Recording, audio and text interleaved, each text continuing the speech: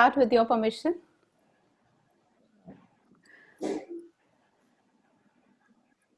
A very warm welcome to MM's Zoom forum, I would say, because we are on Zoom today, Zooming all of us together. A little bit about my organization, Millennium Mams, Ajay sir and Dr. Swati. Millennium Mams believes in continuous learning, and we have been investing seriously for the past 27 years, thanks to the tireless efforts of our mentors, Mr. Vishnu Dhanuka and Mr. Sanjay Bhovania. Factory visits, attending AGMs, meeting the CEOs, and of course, inviting luminaries as our guest of honor. We have also invested in ourselves by honing our talents through theater, yoga, Shivani classes, Gita classes, and many more, workshops we have at Millennium Mams. Sahyog, our philanthropic arm for the underprivileged in the Nadia district as well as the Sundarban district in Bengal, is helping the underprivileged in these trying times. Our guests today exemplify how powerful a partnership between a couple can be. While global corporations try to find synergies to optimize revenues, our guests today have discovered synergies as a couple to create a global conglomerate. As individuals, both have grown from strength to strength, which again is what an ideal bonding should bring about. It's my pleasure to introduce you to our guests of honor, Dr. Swati Piramal and Mr. Ajay Piramal. Taking the reins of the Piramal Group at the tender age of 22, under extremely trying circumstances, he mastered the art of keeping calm under turbulence and spotting opportunities amidst crisis. Whether it was the Nicholas Labs, Shriram Transport, or Decisions Resources Group, Mr. Piramal gives new meaning to the phrase perfect timing. The guiding force has been the Bhagavad Gita, and his business decisions have been influenced to a great extent by it. The Light Has Come to Me is a book co-authored by him, which is about management lessons from Bhagavad Gita. The passionate wildlife photographer, this is the other side of Sir Ajay sir. He has also written a dance opera, The Dance of Life, based on history of Indian science. Besides this, the youngest president of the Amateur Riders Club and a stable of racecourse with his grandchildren, a family man par excellence. He has given back to society through the Piramal Foundation's health arm, Piramal Swasth, education arm, Piramal Foundation for Education Leadership, and provision of safe drinking water through Piramal Sarv Jal. Behind the success of Mr. Ajay Piramal is his equally talented better half, Dr. Swati Piramal. Healthcare with the conscious is the need of the hour, according to Doctor, and she has implemented this philosophy through her actions. She practices the three important principles in her life: jnana, karma, and bhakti. She has used her medical degree and master's degree from Harvard School of Public Health to the right purpose: the seva or care of the people of India. She has challenged convention and dreamt the impossible dream. She firmly believes that the answers to India's healthcare crisis should come from within India. She is a role model for all of us, dear friends. Healthcare should include compassion, a lesson she learned from none other than Mother Teresa. Every child was thereafter given a hug, and she also changed the practice of making patients wait endlessly at the Gopal Krishna Piramal Hospital. She promotes health in the rural areas through HMRI, a mobile health service. Karmanya vadhikaraste ma faleshu adachana ma karma fal heturbhu ma te sangostava karmani. Patience. It says that phal ki ichha रख कर कर्म मत करो. Patience is always rewarded, and the fruit of patience came to me in the form of a telephonic call from none other than our very dear Ajay sir last year. And here we have him with us today, Mr. Ajay Gopal Krishna Piramal and Dr. Swati Piramal. Ajay sir and Swati ma'am, let us all welcome uh, both Ajay sir and Swati ma'am with a very warm namaste. And while I was telling Swati ma'am about how our mentor Mr. Dhanuka has coined this phrase, portfolio of life, she told that she'll be giving a presentation on her portfolio of life. So today, let us all fasten our seat belt and request Swati ma'am to please walk us through the presentation of her portfolio of life. Swati ma'am, over to you. Thank you, Rachna. Very warm welcome to all the ladies and our revered mentors from all over India. It is a pleasure and honor to speak to you. And this phrase, portfolio of life, is very interesting. I read up about it. I even saw your Ikigai talk in the last 2 days. And I try to build what I'm going to say around that. So I'll just go ahead with the presentation. Yes.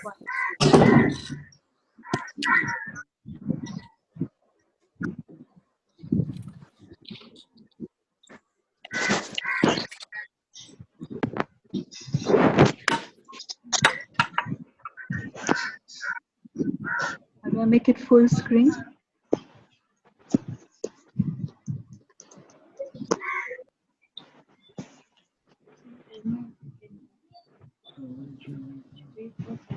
Where is the full screen, Abhijit? Can you do it? Yeah. Very vaguely, na? With the earphones you can hear. With the earphones I can hear. Can you say I can't hear them? Okay, can I begin? Can everybody hear me? What to read about her? What she does. Yes.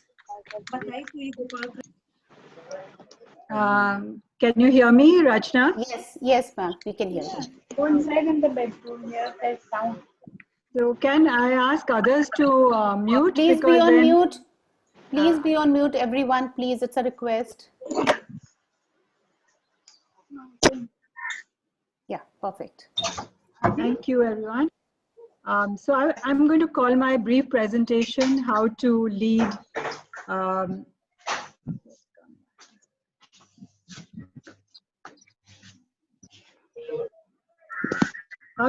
with knowledge, action, and care, and how to use values to make leadership into a very strong phenomenon. So my first one is jnana, knowledge. You immerse yourself in knowledge, and an artist actually drew my ikigai for me, my portfolio, and she put Harvard University at the back. So it is a place where you keep on learning and learning more. I keep doing courses, even today at Harvard, even though I graduated many years ago. The latest one, I'm doing one on Shakespeare and one on well-being. So you keep on learning. The second aspect is karma, action. Using knowledge is the key. For me, I believe that science sees and understands the universe in a very nice way. And I believe in innovation and the relentless hard work as the key to achievement. So making the world a very joyful, beautiful, and healthy place, doing well and doing good are the mantras that I try to live my life. It is inspired by the lady you see behind, Mother Teresa. She had come to my clinic and taught me some very beautiful lessons about caring for the underprivileged and have the joy always in serving people. And she said, keep on serving because that will create for you also a great joy. So learning and constantly learning, you just said that that's what you all do. You all learn and constantly learn. Yes. So for me, it's been something all my life, this rainbow of learning and constantly learning.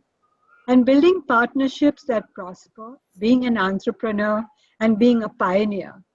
And for me, that learning has always meant a respect for all cultures. And as I traveled around the world with our partnerships in our business, I learned that that was a very important aspect, to respect every culture because you can learn from it.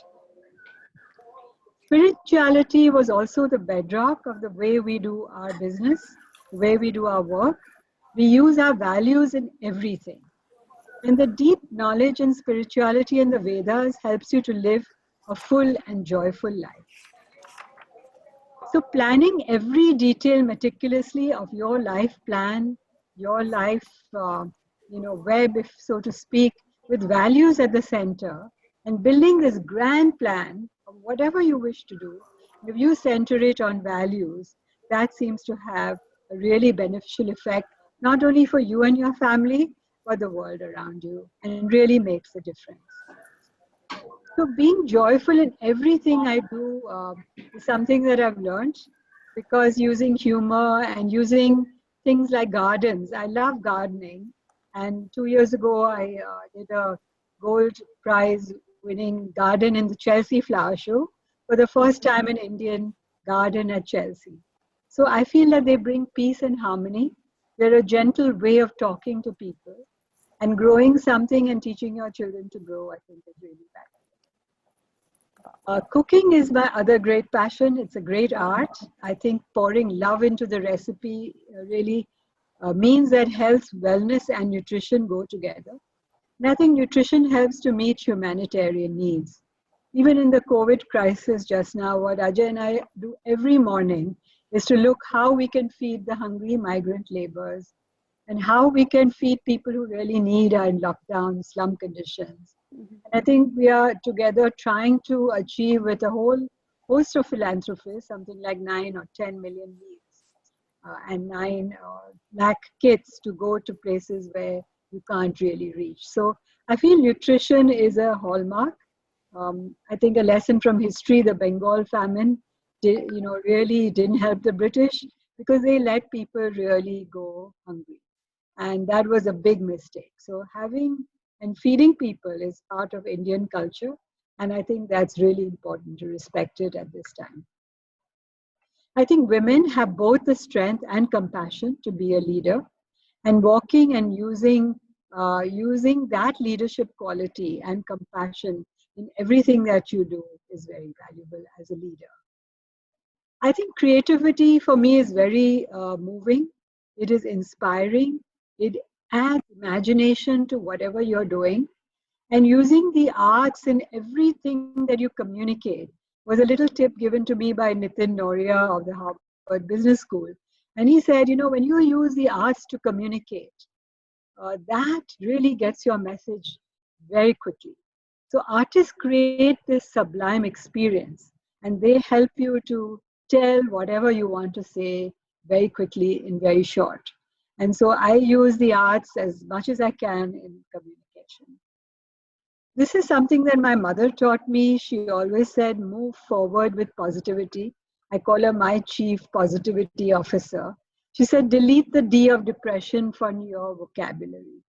And in anything I would come to her with some problem, she'd say, delete the D of depression. And I felt that that was something that really marked my life, always to be positive, even at the time of COVID, to try and find a solution and to use the resilience, to use your skills, to lose your portfolio of life at the time of a crisis so that you can overcome it and move forward positively. So reaching for the stars together, I think inclusive makes a difference. When Ajay and I try to climb the stair together to build our businesses, to do our philanthropy, to look at arts and culture, to bring up our children and our families, and try and contribute and share whatever we have learned with others using these values, Gyan, Karma, Bhakti, and to rise together, rise and reach for the stars. So to summarize, I like to use Gyan, Karma, Bhakti as our central value system. Doing well, doing good, being creative, having love and be joyful in everything you do, have strength with compassion, to build partnerships, reflect at this time, what better time than the COVID crisis, using the arts, science, and healthcare to overcome all issues and to do things with doing well and doing good at the base of whatever you do. So thank you. That's what I had to say. And I'll go back to the screen. Thank you, Swati ma'am. It was such a meaningful presentation on Portfolio of Life. It's really like, a pleasure to start a session with such a beautiful presentation. And I would just say that this is really a momentous occasion for us. And without any further delay, I would like to start Q&A with your permission. Yeah, please go ahead. Yeah. So, Ajay sir, this is for you. Your thoughts. I would start with your thoughts. A business promoter is a trustee for the various stakeholders like the shareholders, employees, customers, and society at large, and should ensure that the stakeholders should benefit, not the trustee. These thoughts, I suppose, are influenced by Bhagavad Gita. Would you like to throw some light on it? So, first of all, I just want to congratulate your mentors, Mr. Dhanuka and Mr. Bhuvania, for really doing this for 27 years. I'm so impressed of the amount of work that they have been doing to inspire so many of you. We are also very thankful to them for the tenacity. So, they are the guiding force. It's not easy to continue something for 27 years so I think I just want to congratulate them and all of you. I've seen the amount of work that you all are doing and the wide variety of activities that you all undertake. So well done. Thank you, sir. I'm sure all of you are an inspiration for many, many other people to follow. Thank you, sir. So you talked about the whole concept of trusteeship. Yes. Trusteeship it comes from the Gita, when the Lord says that you are just a mere instrument of what I am doing, and your job is to look after what you have been given. So that's the whole concept of trusteeship. This was further actually enhanced by Gandhiji, as he said that all of us are trustees. So what is the meaning of this trusteeship? I want to just spend a few minutes on that. Yes, sir. In a trust, what is important is, first of all, there is a settler. The settler is the person who brings in the initial contribution to start a trust. Then there is what is called a trustee, and then there is the third is the beneficiary. So the trustee's role is to ensure that whatever the settler has put in the trust, they do the best for the benefit of beneficiaries without getting any personal advantage. So in the world, the Lord says that He has settled and given us this, whatever the assets we have. That is, He's the settler. And if you start believing that He's a settler, He's given us something. Some of us are more privileged than others, so we are trustees. And we are now looking at the beneficial interest of all. So in a corporate, how do you convert it? Your beneficial interests first are your customers. You have to do what is in the best interest of your customer. Absolutely. Your beneficiaries are your employees. You have to do in their best interest. Absolutely. Your shareholders are also your beneficiaries. So you do what is in the best of their interest, and so is society. And the role of the trustee is to ensure that there is a balance between these. Some of these can at times be conflicting, but how do you bring about a balance? And at the end, if you have a balance, then the overall, I would say, the overall wealth of the trust will go up. So that's the concept of trusteeship. What a wonderful thought, Ajay sir. And sir, now I would come to the questions which have been, which my colleagues wanted to ask you. So Namita wants to ask that you have the magician's touch when it comes to picking and exiting stocks, like your pharma business, Shriram Transport and Vodafone. So could you share your magic potion with us And what is your checklist before taking the path less traveled? So, first of all, I have to say it doesn't always come right, and especially in this environment today. But what is really important for anybody to appreciate is that one has to go behind the headlines, because very often the headlines are not what is necessarily correct. So when we say the path less traveled, what we mean is that normally all of the people will have one point of view. Absolutely. So I'll give you a specific example.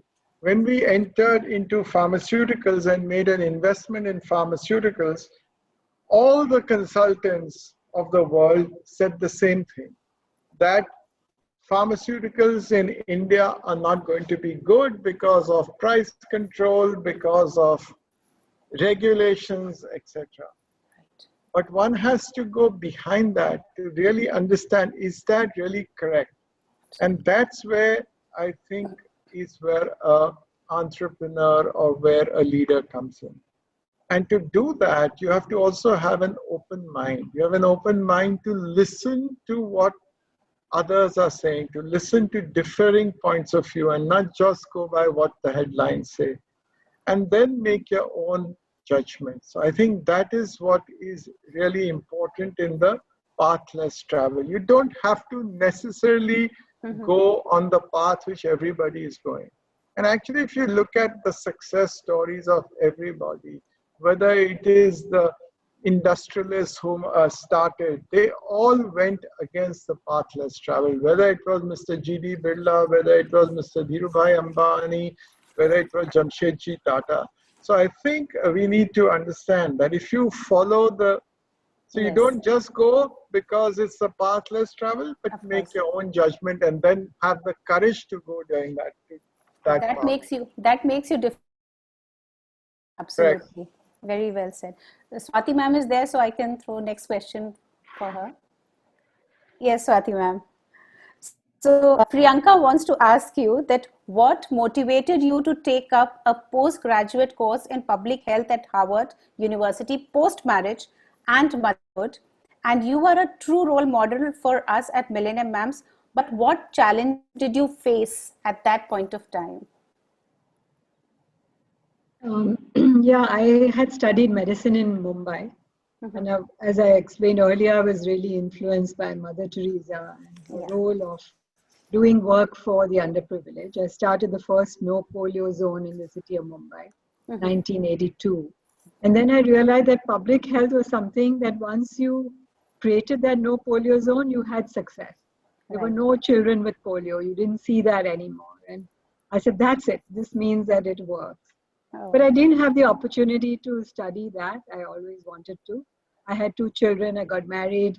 I went back to Harvard when I was 37. And that time I did this postgraduate degree in public health. And 20 years later, I was elected to the board of the whole university. And I didn't know that time that they would do that.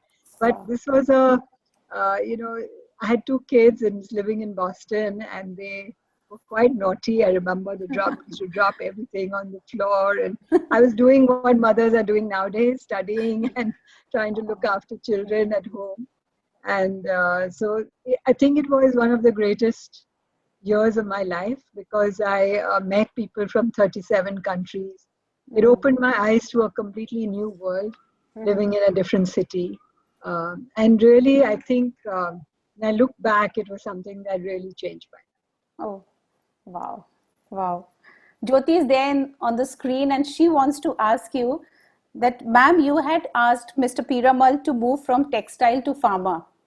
So please share experience with us, and you've been equally passionate about art and science. How can we encourage girls to take up STEM?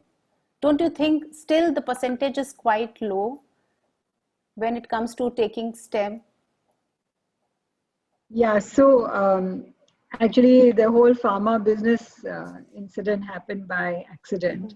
We were having dinner at a friend's place and we met somebody who told us that there's this pharma company, would you like to buy it? And that's where we both listened with open ears. And Ajay made his first investment. But it's always been like that for the next few acquisitions, where either one of us would meet somebody interesting and we'd say, this is an opportunity that we can grow our business. So it's been a pleasure to work together and really do it differently in different parts of our, even in our business. Now about STEM,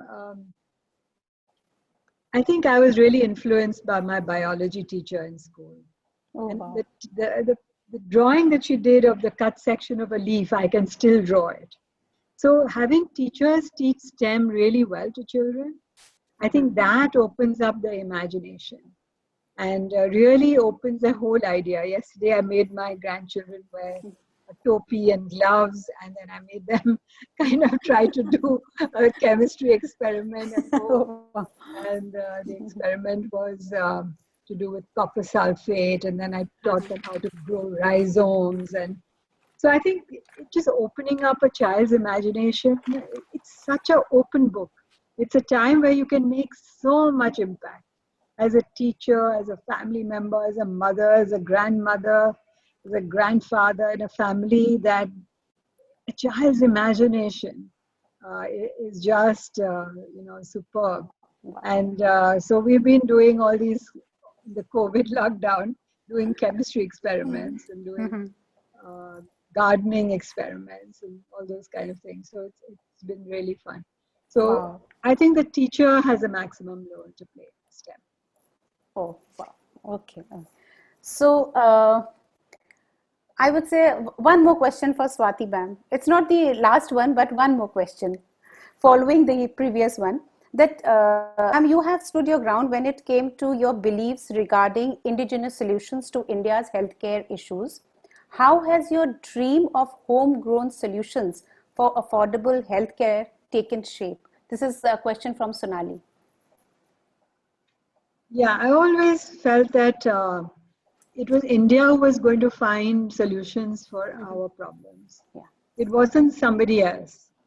For example, HIV had a strain which was different in India than the rest of the world. And I felt, who's going to find the answer to that particular strain? Similarly for malaria, similarly for tuberculosis. Almost every disease, you can say, has this issue. Not yet for COVID, maybe, but soon I'm sure that we will have our own issues. For example, slums. I don't occur in many places in the world. Yeah. When I try to find out what answer would we have for social distancing in the slums, there weren't many countries where I could get an answer. Right. Look for in Brazil, look for in South Africa. But the issues of being such a closely packed population is ours alone. Yeah. And we need to find a solution to it. And so therefore, in every case, I would look at how can we drop costs? How can we use technology? This morning, I was talking to a professor at Delhi University who was doing a better, lower price test. So, I mean, I'm just, it's a passion for me to look at innovation. It's something that really makes me perk up when I read a strange fact, and then I'll go and talk to the researcher who's discovered that. So I will take 2 extra steps to find out more. And that leads to a whole new world. Wow. Wonderful. Sir, Sushila wants to ask you that you are a member of the Honorable Prime Minister's Task Force on Pharmaceuticals and Knowledge-Based Industries. So what has been your experience of working on 25 aspirational districts in association with the government and non-government organizations? And what have been the challenges of providing schooling in Brahmaputra and remote places in UP? So many questions in one. So first of all, let's look at the aspirational districts, which is the important one. If you look at India, why did the Prime Minister choose these districts? These are aspirational, what he called, but actually these are the most backward districts. Okay. But he wanted to give a positive spin to it. Now, they are the Human Development Index. We have signed this up for the UN that by 2030 we will achieve certain targets. But we realized that if these districts were not dealt with, or if they were not solved, the issues were not solved, and nothing would have happened. Mhm. And if these districts come up, then India's GDP goes up by more than the 1.5 to 2%. So it's very important. Mhm. That's why he highlighted it. There are Yes. many parameters, but the most important is healthcare and education. Mhm. And we are now working in 25 of these 118 districts, looking at health and education. We have almost 750 people working in these districts. These are the most backward and challenging districts. In the Brahmaputra, which you talked about, Yes. there are, to go to school, you won't imagine. The person may take anywhere between 4 to 5 hours to reach school.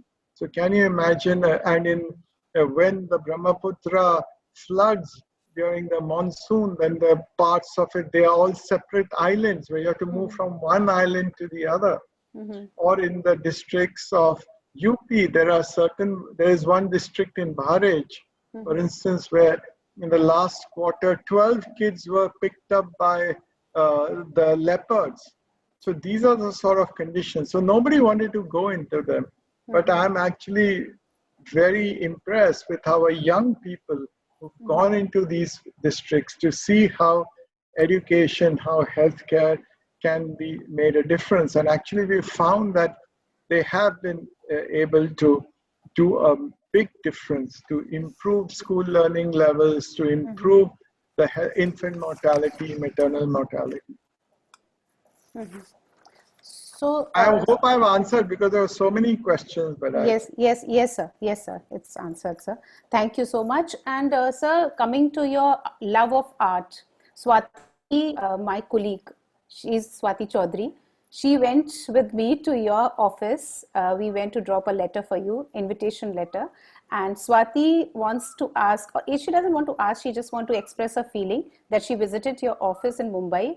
And being an art lover, your collection was truly fascinating. How do you seamlessly integrate your love for art, belief in Bhagavad Gita, and your success in business? All three together. so I don't know. I think it's really you have to have more than one. You have to have more than one interest. So obviously, the basis of this thing, business is the basis of where I am today. I was born in a business family. I've grown up, so to me it came naturally. Obviously, the Bhagavad Gita has been like it is the foundation for all of us. Whether you're a businessman, whether you are a worker, whether you are a I don't know powerful ruler, whatever it is the basis for that. So I think that has taught me and it continues to teach me. And art is just something that you pick up because it's good to enjoy the good things in life. And I believe strongly that Indian art is very good. It needs encouragement, and therefore that's how it is. So a little bit more how you have imbibed equanimity from Bhagavad Gita. So, I mean, that is the basis, as you know, of the Bhagavad Gita. The Gita, essentially what does it teach us is that, you come and go in life. It is more. It is like one life is like you change your clothes and the soul moves from one mind to the other. Absolutely. Second thing is that if you believe that you are just a mere instrument and the Lord is behind you, then why do you need to worry too much? And in several cases, if you see, there are so many shlokas in the Gita where the Lord, it's the most positive book. It says, do not grieve, have faith. The Lord also says that I will be there to provide what you need, to protect what you have. So if all this is there, then, I mean, that's what it says. It's like the wave goes up and down, but at the end of the day, the ocean is calm. Absolutely. Swati ma'am, this one is for you. Yeah. So Preeti wants to ask you that we have a special module, Invest in Yourself, propagated by Warren Buffett. So last year we went to Omaha, 29 of us, and we attended the AGM of Berkshire Hathaway. And the next day we ran a marathon. And the name of that marathon was Invest in Yourself. From there, we came back and Mr. Dhanuka gave us the prasad in the way takeaways from Omaha. And from that time, we are busy investing in ourselves, somewhat on the lines of portfolio of life we are building, but investing in ourselves like something we pursue, some passion.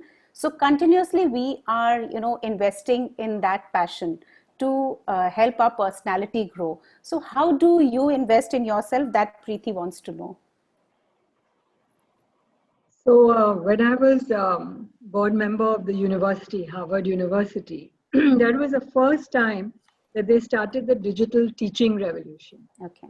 in which Coursera and Harvard X and others came in. Mm-hmm. And it was astounding to me how I could take a class Mm-hmm. and learn something from all over the world with the best teacher. Yeah. So I remember the first class was on biostatistics, and I was so moved by it because I helped to get 100,000 participants, many from India, from places like Kashmir, and really, they wouldn't have got the best teacher Of course. in the subject. But these were all medics, they were young doctors. Where could they have got a class from Harvard University? Mm-hmm. And it is something that I love doing. I take a class every few months. Sometimes you do a different subject. Sometimes you learn about Carl Sagan and astronomy, or you learn about art, or you learn about gardening. Just now I'm doing one which is by Yale University on well-being. Uh-huh. And so it just amazing to me what you can learn. One of the modules was called the art of happiness, and you had to measure yourself in whether you were a happy individual and how you could create happiness for others. And so I think there's a lot to learn. Mm-hmm. The way I do it all the time is to spend some time in some classroom. Mm-hmm. Ajay always says that you're an academic at heart. I love to go and listen to some talk or listen to some lecture or learn something new, from Wow. poetry to prose to gardening to something else. So, and you should have a wide variety of interests, not just Mhm. what you Yeah. do at work, because somehow those open up amazing opportunities Right. Absolutely. to use something which is completely irrelevant sometimes in the way you do things. Mhm. So, as Nitin said, that using the arts to communicate gets your message bang on. Well, Yeah. why not you? I'm a scientist. I'm a doctor. I course. never learned arts at school. Yeah. So So I did it later on in life. Wow. Wow. And I could understand when you wrote to me, wanted to know about portfolio of life. So I felt that, oh my God, I could feel that you're always up and about, always want to learn something. You said that I would love to read about it, about portfolio of life. Yeah. And I went to your presentation and had a look Yeah. on Yeah. what Yeah. two authors said to all of you. Yeah. I found it extremely interesting. And so then I put together my own portfolio for this presentation. Wow. Wonderful. So, Ajay sir, how do you invest in yourself? No, so obviously one has to do different things. So big investment to me has been in understanding the scriptures, because they are the foundation of everything. If you want to learn leadership, it is over there. If you want to learn how to lead, how to live in life, it is over there. So that's a investment that I make. So what else? You look at art. That's another sort of interest that one Yes. has. Actually, of late, during this whole crisis, my son Anand has been organizing quite a few lectures for us. So we've had sessions on Indian history, and we've had sessions actually on the history of Indian cinema, or how to be on what is happiness. So this is the way, the best way to learn is today. There's so many resources available globally, and it's so easily available through the net. And also, frankly, we are also privileged, so you can meet a lot of interesting people, and that's how you learn things. So have an open mind, have an inquiring mind, Of course. that's what it is. And Ajay sir, 2 years ago you wrote, sorry, yeah, please. No, I said, and you have to when you're meeting somebody, that person should speak. So you have to absorb what they say. Yeah, of course, 100%. Sir, we've had around 15 sessions with speakers during this lockdown, and we found that it's a blessing in disguise for us. Although so many things are happening around, definitely it's a crisis, it's a big crisis. But you have also written that every crisis is an opportunity. So, what do you feel about this crisis?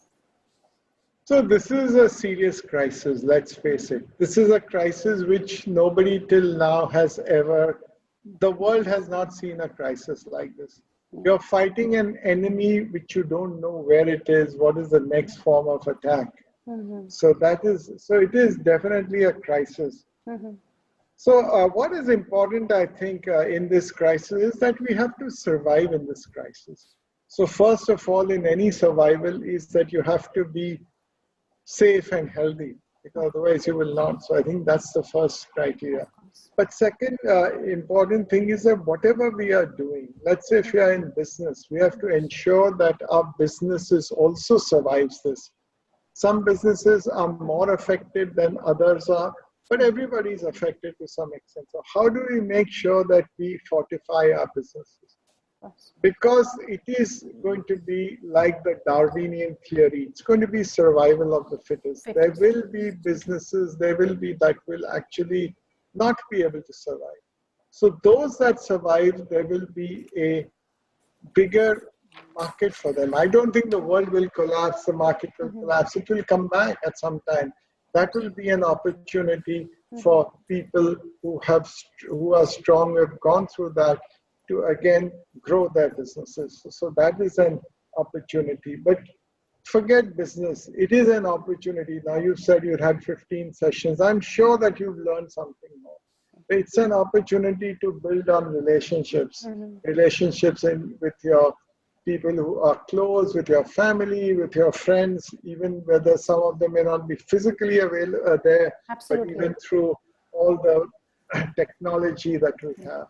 So how we can build relationships, how we can build a new, skill. So I know some people who've started doing, they used to play an instrument, but they've given it up for a long time now, becoming, again, proficient in it. Today you can learn an instrument on the net, you can do some art.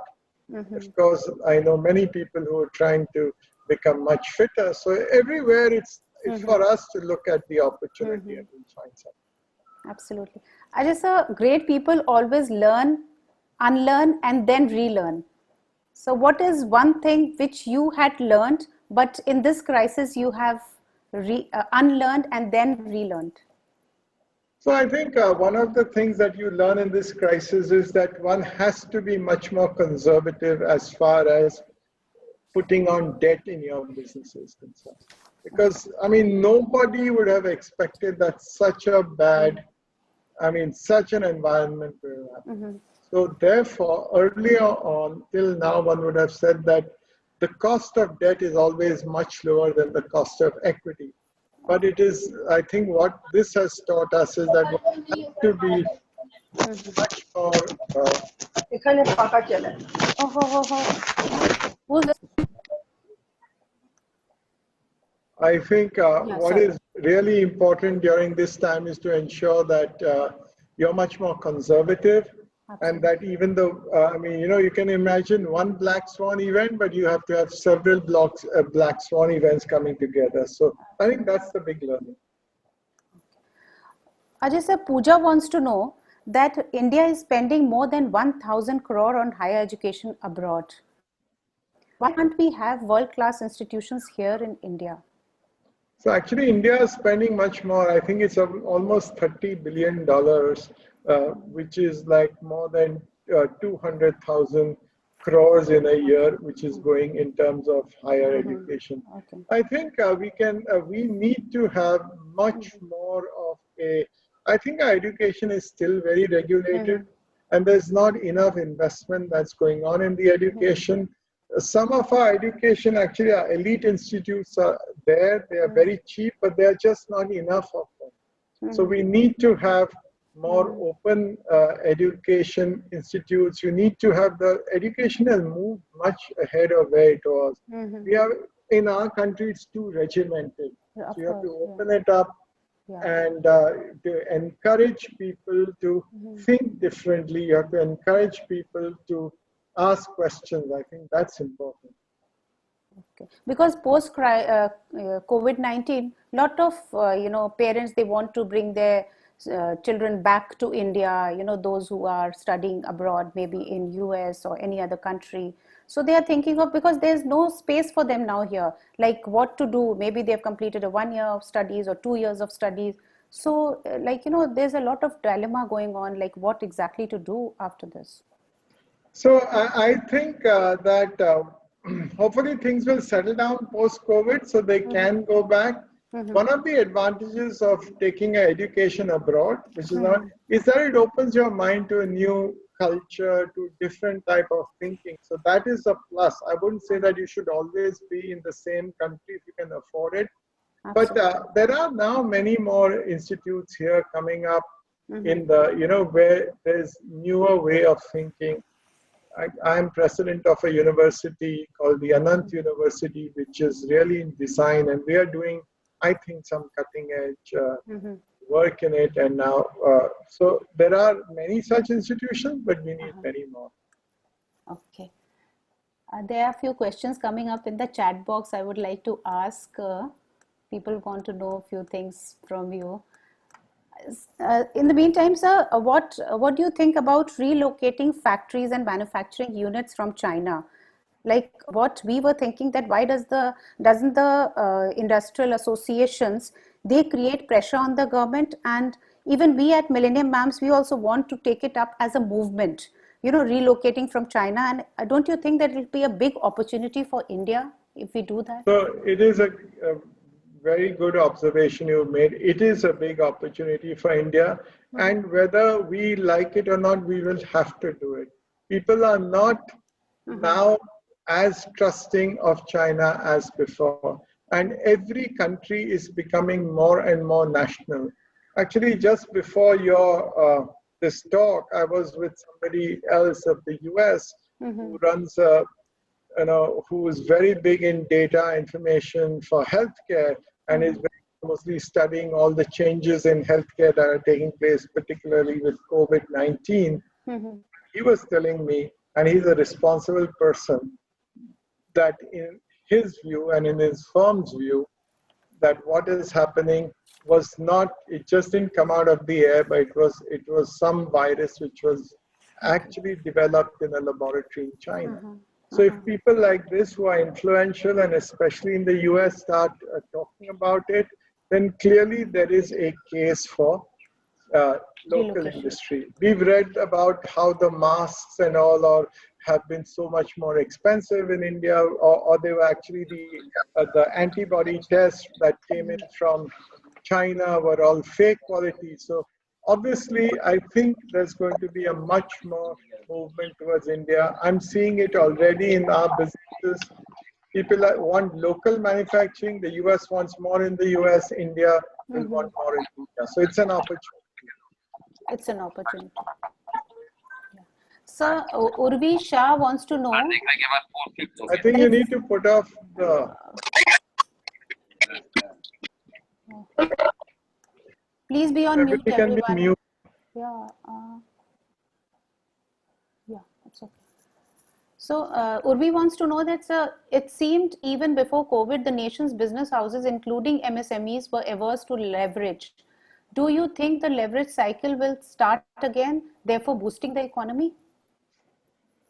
So I think government will have to see that there is more leverage available for industry, because these has actually wiped out a lot of the actually capital also in businesses, as well as the financial strength of everybody. So unless and until liberal package is given of funds available to industry, MSME particularly, but even the larger industries, it's going to be very difficult. It's going to make the country weak. I think it's important that these things are realized, that business and industry is important for the strength of a country. Absolutely. It's like today, if you want to produce ventilators, if you want to produce PPE equipment and all that, you need Indian industry, because in a crisis, nobody's going to give it to you. Absolutely. So therefore, I think government has to recognize that and ensure that There is more funds available. Also, MSMEs and all employ so many people. If they don't have funding, how will you provide for basic needs of people? Dr. Swati, this is for you. Doing well and doing good are the values that guide the Piramal Group culture. And you have achieved this by making a positive difference, serving people and living your values. Sirisha wants you to elaborate on this. Yeah, so the focus of business is always to do well. You have a balance sheet, you have shareholders, you have customers, so you always want to make a profit. Yeah. But how can you use that profit in a positive way also to impact people's lives? Now today we have a CSR law, but we began to do CSR from generations. Yeah. From the time in our little village in Bagar, 80 years ago, we started looking at education, started looking at livelihoods. And so CSR is something which came natural, maybe to the Marwari community, but to almost every Indian. And so, but what they did at that time was to have all these, their CSR efforts were concentrated around their village, around their factory. It was very small, almost like a mom and pop store. Yeah. So if you want to take this to scale, then there's a whole different set of initiatives and different way of doing things. And so what we focused at our company is, how do we look at scale? How do we look at millions and thousands? And how do we work with the government to get that scale? So the 25 aspirational districts that Ajay mentioned is about 40 million people. We clean about 8 lakh liters of water every day. So, I mean, just to give you an example that whatever you do, if you can use it for scale in India, because that's what our country needs. Yeah, yeah. I want to add to this. Yes, yes. Actually, what our purpose says is doing well and doing good. Yes. So even in our business, it is not only doing well, but it also that business has to do good. Of course. Business can be a force of good. So obviously in pharmaceuticals, you do good because you are alleviating human suffering. But even in other things, even in the financial business, we are doing good as well. And you have to recognize that. So when you lend money, that's how the economy grows. When you lend money, that's how people get employment. And you have to do it in the right way. So that's why we put doing well and doing good and living our values. Similarly, in our foundation work, we are doing good, but we have to also perform well. Of course. So it is a measure of both. So we actually measure performance, how people are doing, who is performing better, what were our targets, what have we achieved. So it is a both. It's not one person does well and one person does good. It is both. It is like some people say in the family, husband works and the wife will do all the puja part and recover all the pap. That doesn't happen. You have to do both. Both have to do both. Rightly said, sir. Rightly said.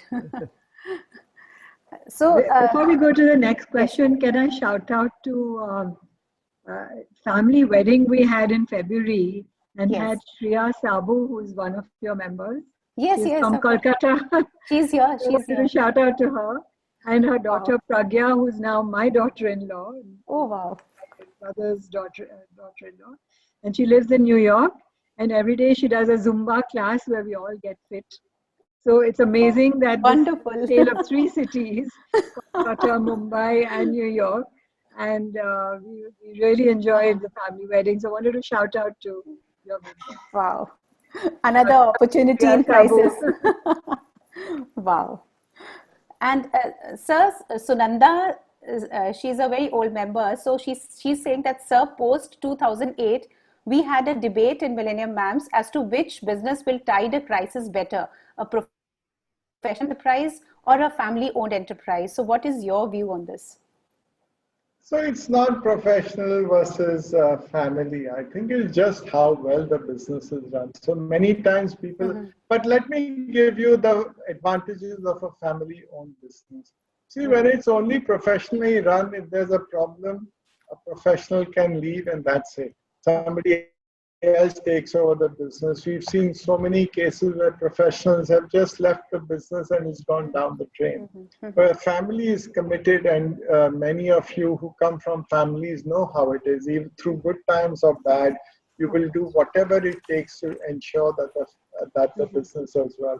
So in my view, a family-run business which is run professionally, where enough of you give enough recognition to talent, and you just don't push family in positions of power because they are family, that's the business that will survive.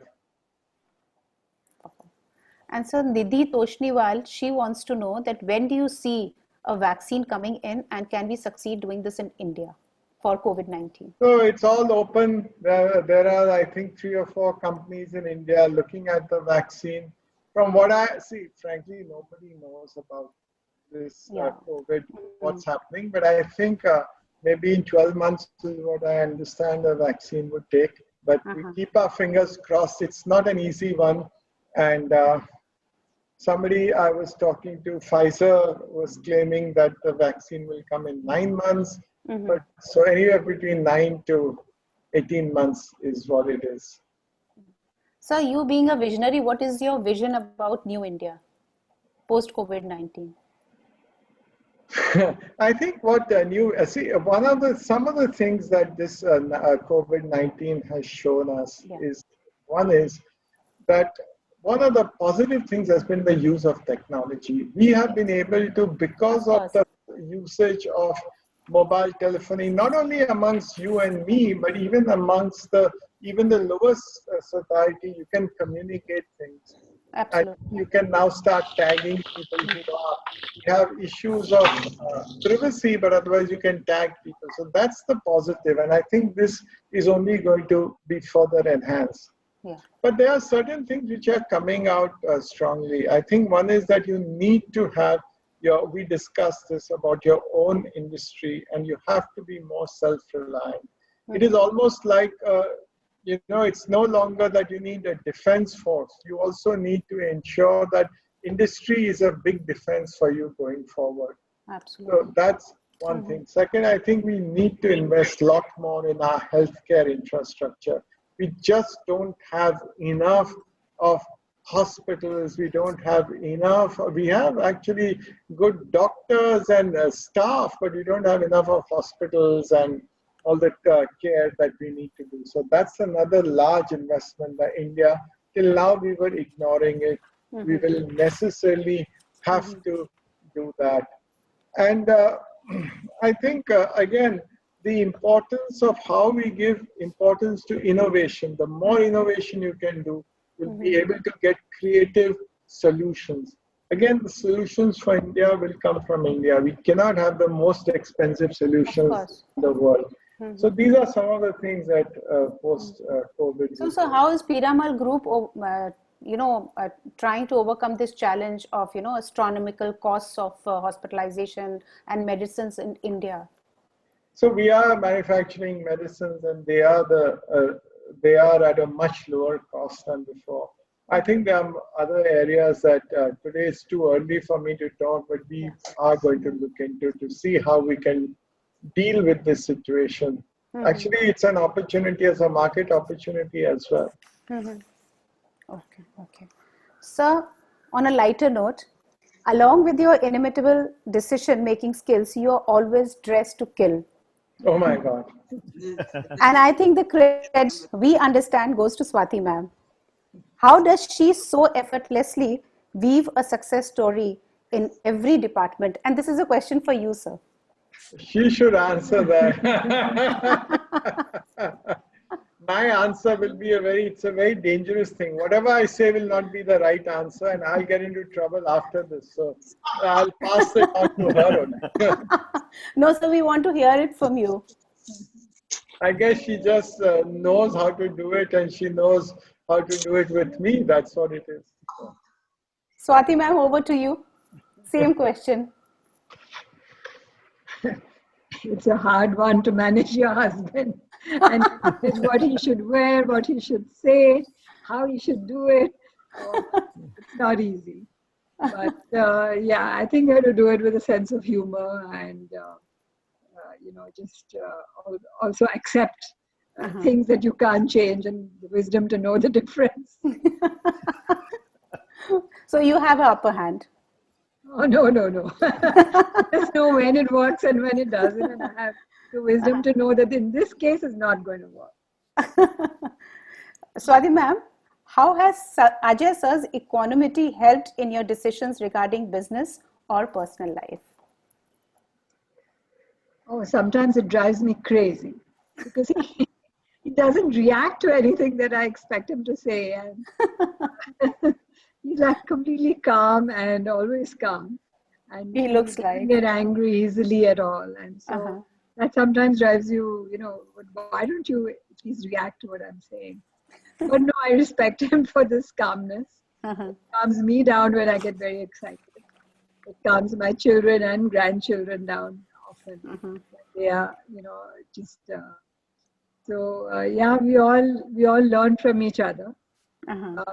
One analogy is like that today in this COVID world, we are like a log on a stormy sea, which is going up and down, up and down. How should you be a lighthouse and illumine the sea and be steady like it?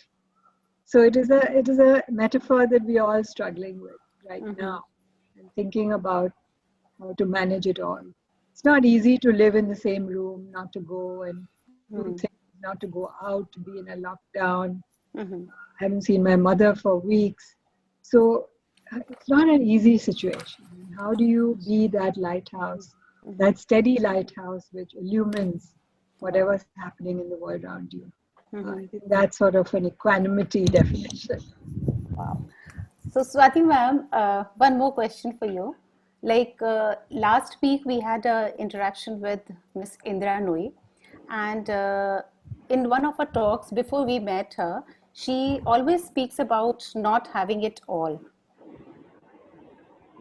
As women, we have to do a lot of trade-offs. So what one trade-off you had to do to reach this position?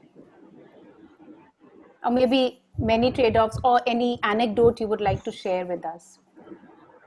Yeah, see, I'm trained as a doctor and I became president of the Chamber of Commerce, ASSOCHAM, which is the apex Chamber of Commerce. My first press conference and then many meetings after that, when I traveled around India, I had to meet with chief ministers, talk about financial services, talk about, highways, about nuclear reactors, about steel. I had to know about everything. Now, obviously, I didn't. So the trick that I use is that I wouldn't open my mouth and I'd read 1,000 pages or something. Wow. So then when I knew everything about the steel sector, I knew everything about highways, about nuclear energy, about, you asked me, and they didn't know that I had prepared all the time. Oh, wow. So I'd go to a press conference completely prepared. What I would say to the steel industry wasn't even my industry. It was steel versus iron, and they had different needs. And how was I to answer what they needed? So I just kind of studied it. I studied different countries, what their problems were, what their solutions. So when I opened my mouth, I could say a few lines which made sense. So it was a neat trick. Always be prepared. Always study before you do anything.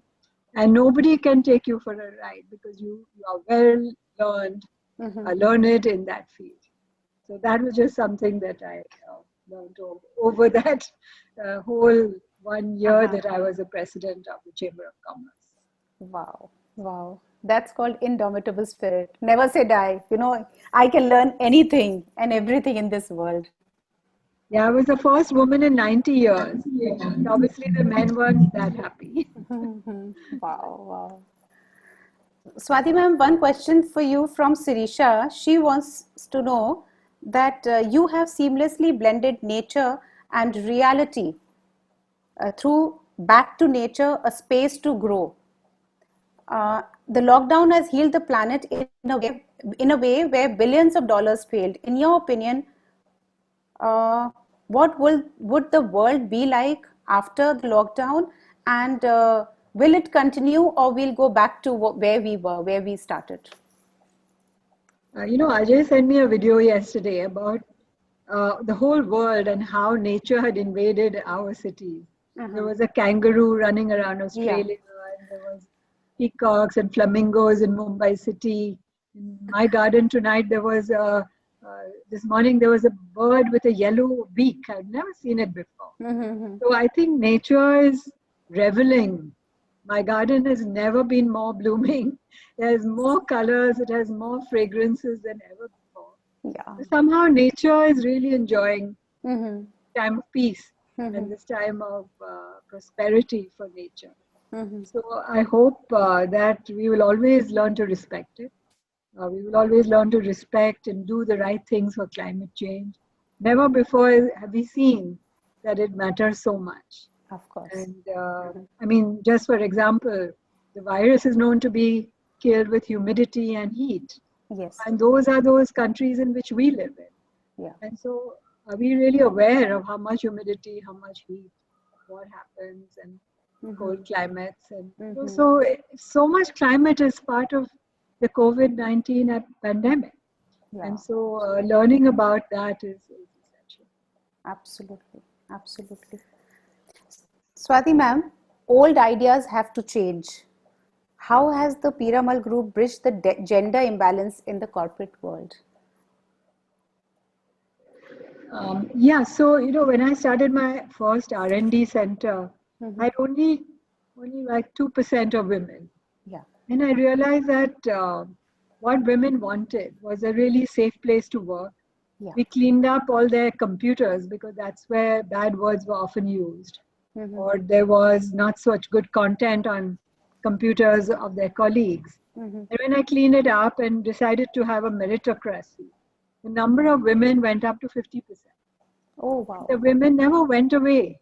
If there was a crisis or even if they had a child, they would work from home. And I found that was such a great environment for science to flourish. And it was one of the most magical moments when I used to see so many women scientists in white coats working towards a goal.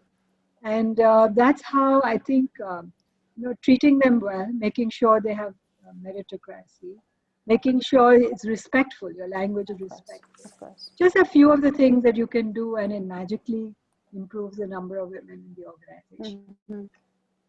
So, discussing clinical trials over bowls full of homemade desserts with clients, does it make this deal sweeter, Swati ma'am?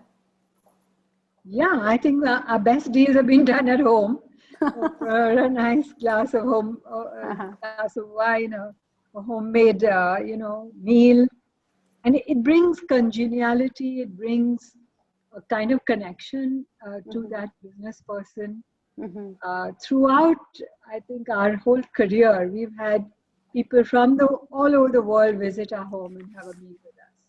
And it's all usually cooked by, family. And so people really appreciate this. This has helped us to get, I think, more deals, done. It's often an unlooked for thing, but I think it's all about relationships and how you work at relationships, and matters in business like it matters in everything else. Wonderful. So Meghna wants to know from both of you that please share your secrets for such a harmonious marriage where both of you complement each other so well. He's laughing. Well, she at least thinks it's harmonious, so I want to just thank her for that. I think it's mutual respect that's important. Genuine mutual respect and understanding, according to me, that's important. Absolutely. Swati ma'am? Yeah, I think it's also the effect of grandchildren. Oh, wow. My granddaughter, I was telling her today, I said, you'll be my chief exercise officer. And my grandson is going to be the chief cricket officer. And so just that sheer energy of family, the beauty of being together, the beauty of joy and celebration. I do hope that after COVID, that all comes back. It's so central to our culture, so central to everything that we do. I just finished my son's wedding. my Pragya's wedding was on this chat, and also my niece's wedding. And I was just thinking that after COVID, maybe weddings won't be the same. Of And course. it is such an important part of our country, the beauty of it. And Yeah. so relationships are central. Wow. Ma'am, there's one question from Sonali. What innovative steps are being taken at Piramal Group in the current COVID-19 crisis? Yeah, I just mentioned a few of them which Ajay and I have been working on.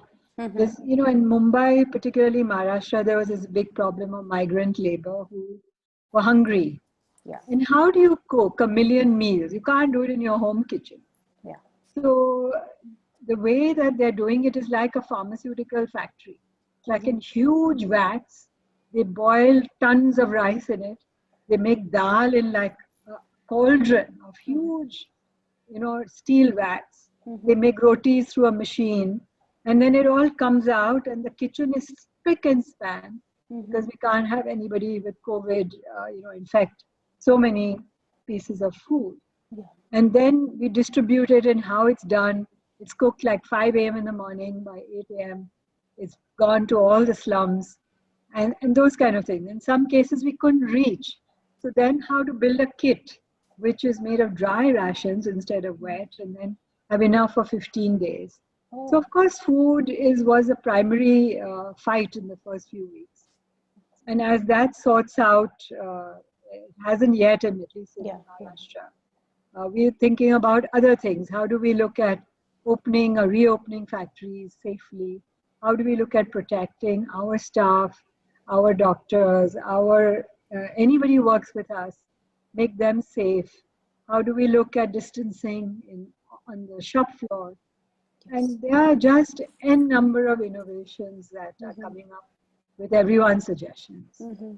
So I think in the next few weeks, and then we're sharing all these with other industry groups. I think this is the one thing about COVID I want to say, that it is the quickest way of sharing scientific information across the globe at the speed of sound. I was talking to the Stanford researchers who just released a Santa Clara study. I wrote to them, they answered the next month. So scientific information is being shared, innovations are being shared. So I think that's the great part of that. Wow. Swati ma'am, there's one more question from Ruchi. Sir, for sir and ma'am both. Your views on upcoming startup entrepreneurs and your words of wisdom for them, please. She's an upcoming. First, I think startup entrepreneurs must recognize that failure is good.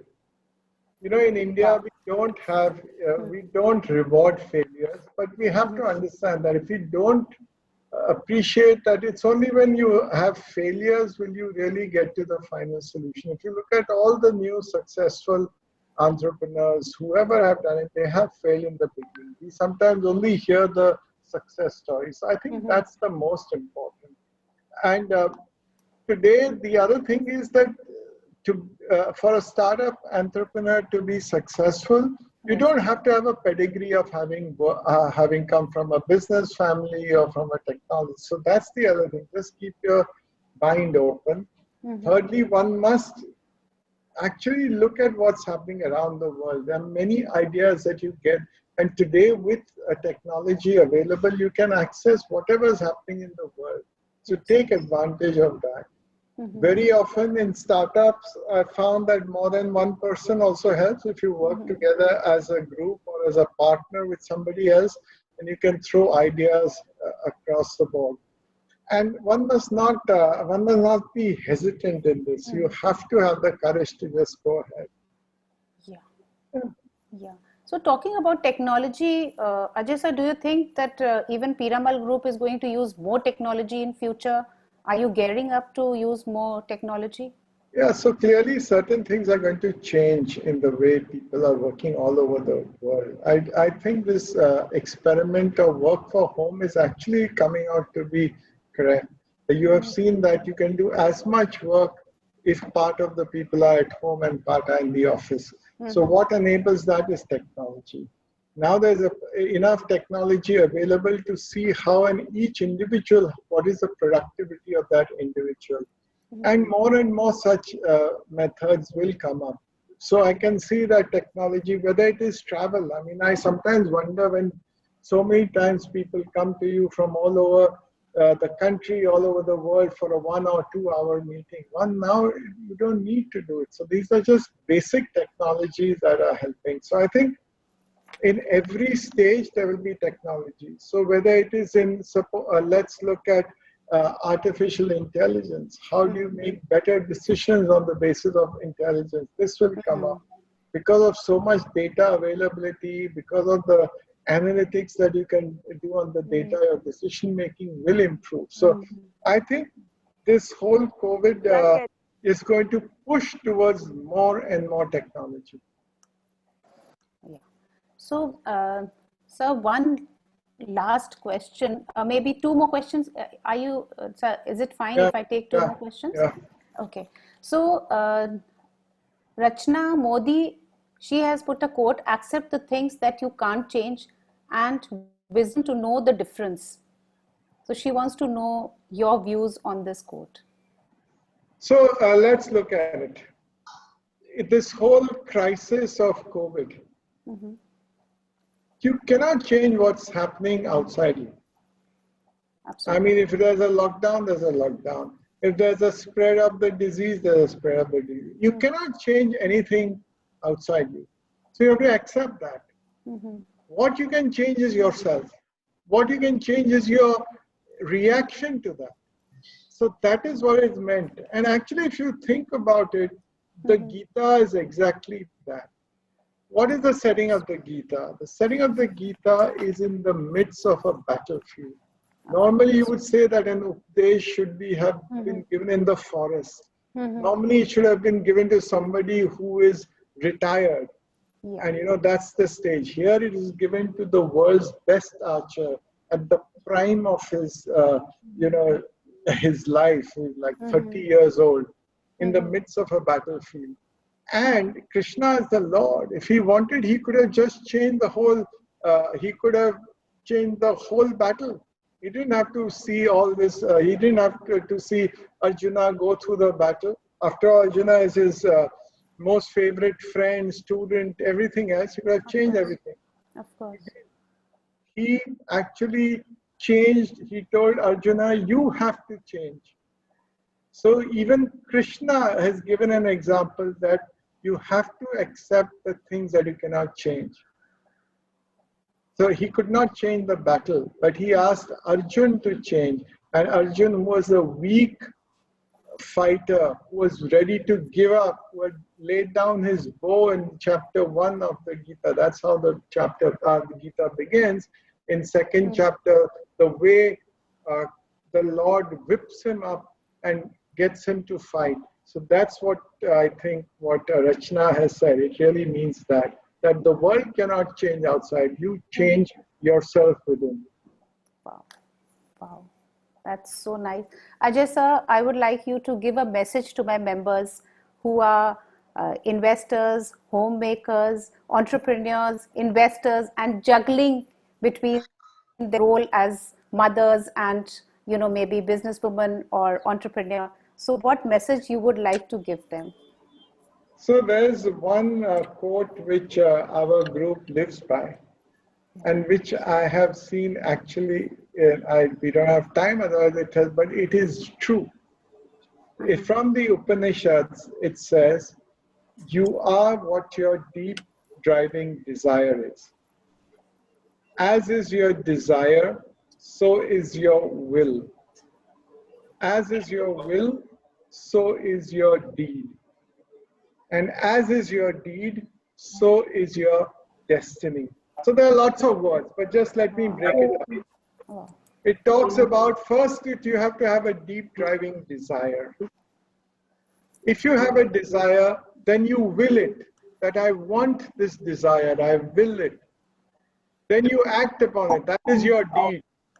And then it becomes your destiny. So the only last message I want to give is that if we all think of ourselves positively, that things will improve, that we will be able to do whatever we want to do. If we internalize that desire and then you let it out into the world, let me tell you that that desire will become your destiny. And so whatever you are doing, whether you're an entrepreneur, whether you're an investor, whether you're a homemaker, it doesn't matter. Let's have a deep driving desire and shape our destiny even in the most challenging Wow. Wow. Thank you so much. Swati ma'am, I would like to request you to give a small note, small message for my members, how they should be looking at things maybe post-COVID, and, they are regularly, continuously challenging their limits and trying to do the best with their lives. So a message from you for my mass. Yeah, my mother used to say in Gujarati, depression no D mara vocabulary ma nathi. And she would always say that continuously. And I think that it was a very valuable lesson for me. And she would say, whatever you do it joyfully and with gratitude. Wow. Enjoy every moment, whether you're cooking a meal with the family or whether you're investing or whether you're building something or doing a business. Do it joyfully and enthusiastically. And that will make sure that it gets done. Oh, wow. A beautiful piece of wisdom, Swati ma'am. Thank you so much. It was such a wonderful session. I cannot express in words. Like, definitely this session is going to change the lives of so many of us. And for me, I think it was really a very rewarding session. And thank you for taking out time, from your such precious time you are spending with your family and, in this situation, and taking out time from your commitments towards work. It was a great session.